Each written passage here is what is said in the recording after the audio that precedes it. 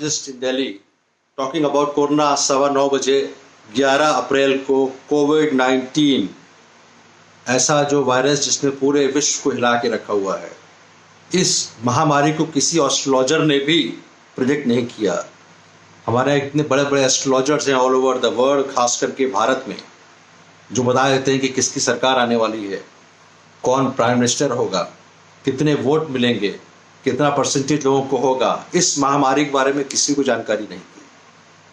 चलिए, वो अलग बात है। आज की तारीख में कोविड-19, फीवर, कॉफ, मैं एक स्पेशल जानकारी के लिए आपको बता रहा हूँ। Of course I always tell clean your surfaces very well, hard surface all the time, at least thrice a day. What I am going to tell you at this point of time, I would like to let you know what is ventilator treatment. काफ़ी दिनों से आप सुन रहे हैं कि ventilator की कमी हो गई है। आप लोग ये भी सुन रहे हैं कि कुछ लोगों को, इटली में तो ऐसा हुआ कि वेंटिलेटर एक है, 3 पेशेंट हैं, किसको दिया जाए। इतने सीरियस पेशेंट्स हो गए कोविड-19 के, कोरोना वायरस के, क्योंकि ventilator becomes a last resort to help the patient breathe. ऐसा क्यों होता है? कोविड-19 के केस में कई थ्योरी चली। जब नई नई बीमारी आती है तो काफ़ी लोगों को समझ में नहीं आता है क्यों हुआ, ऐसा क्यों हुआ।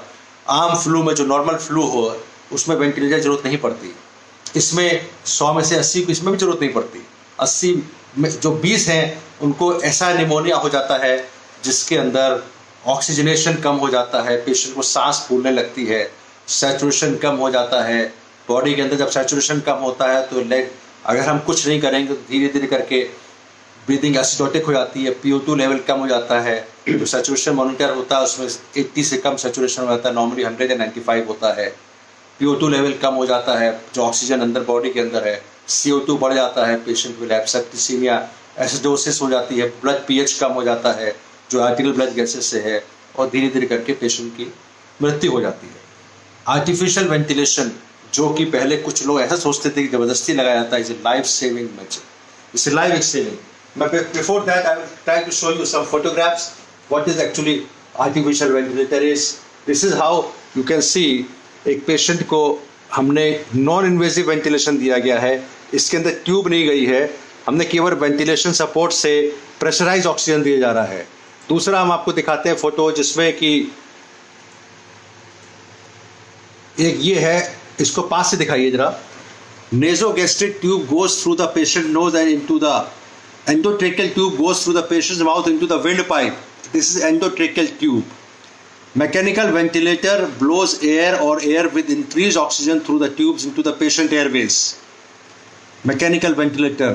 Air flowing to the patient passes through the humidifier which warms and moistens the air. Exhaled air flowing away from the patient. This is how the ventilator works. तो 2 तरह के वेंटिलेटर बताए। एक होता है नॉन इन्वेजिव वेंटिलेटर, जिसके अंदर tube जो है ट्रेकिया में नहीं डालनी पड़ती। दूसरा होता है, उसके भी ज़्यादा जरूरत पड़ती है जब, तो ट्यूब ट्रेकिया में डाल देते हैं और साथ साथ ये इस तरह से वेंटिलेशन लग जाता है। मैं आपको एक वीडियो दिखाना चाहता हूँ। वीडियो के दौरान ये बताना चाहूँगा कि how actually the ventilator works.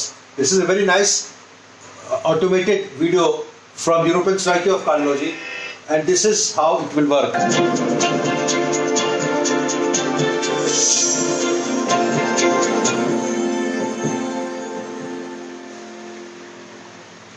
Welcome, I'm Stefan Achenbach. So, Professor Welte, in our hypoxemic, the hypercapnia is a very rare feature, and high flow oxygen is easy to apply, and the aerosol spread is not as high as with non-invasive ventilation. Heart failure, about 20% of the COVID patients have, I would say, signs of myocarditis, and if this occurs, the prognosis is worse, and this patient should be admitted factor for the study. Bacterial pneumonia. In the latter ones, the main pathological issue finding is alveolitis, but in corona the main finding is capillaritis. a kind of vasculitis, and then. So the main pathology of COVID-19 is capillary leakage with an increase of extravascular lung water. Deterioration of lung compliance does appear later in the course of the disease. So this is how it works. Position, and therefore these patients will require more of ventilation, especially if the patients try to reduce extravascular lung water. So this is what I was telling you. Artificial ventilation is a life-saving treatment. लेकिन साथ साथ ये भी देखा गया है कुछ patients में कोरोना में even the ventilator does not work. उसका रीज़न क्या रहा है? क्योंकि देयर इज थॉट प्रोसेस कि the corona virus covid at the cellular level haemoglobin और ऑक्सीजन के जो जोड़ता है उसको पोरफायरिन में बदल देता है. इसीलिए हाइड्रोक्सी क्लोरोक्विन जो होती है वो पोरफायरिन के अगेंस्ट काम करती है. It might help. Therefore, combination of hydroxychloroquine, antiviral medicines and ventilator treatment is really required for all the patients of COVID-19 who are having breathing difficulty to the extent that they have alveolitis, capillaritis or a special pneumonia which is life-threatening. But with the usage of artificial ventilation, we can save the life of such patients, and therefore it is very important to use this artificial ventilation. अभी तक हमको जब artificial ventilation लगाते थे कुछ patients में, खास करके हार्ट के पेशेंट में, तो कई बार पेशेंट्स के अटेंडेंट कहते थे कि आप लोग क्यों लगा रहे हैं, इसकी ज़रूरत नहीं है.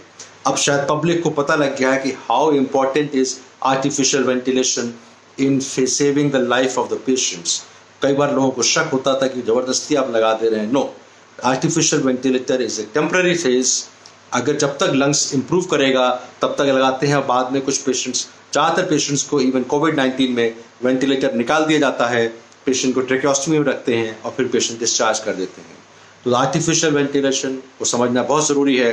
These are life saving devices and government of India ने 40,000 आर्टिफिशियल वेंटिलेटर और एक्स्ट्रा मंगाए हैं to keep the backup for our country. We should not become Italy जहाँ पे वेंटिलेटर थेरेपी वेंटिलेशन इतने कम पड़ गए, सडनली इतने ज़्यादा serious patients हो गए कि they could not cope up. Same is happening in America. So we have to take the medical treatment, which is antiviral medicines. We have to give hydroxychloroquine and then of course non-invasive ventilation, जो कि pressurized oxygen होती है, followed by the patients who should be given artificial intubation. Thank you very much. We take care.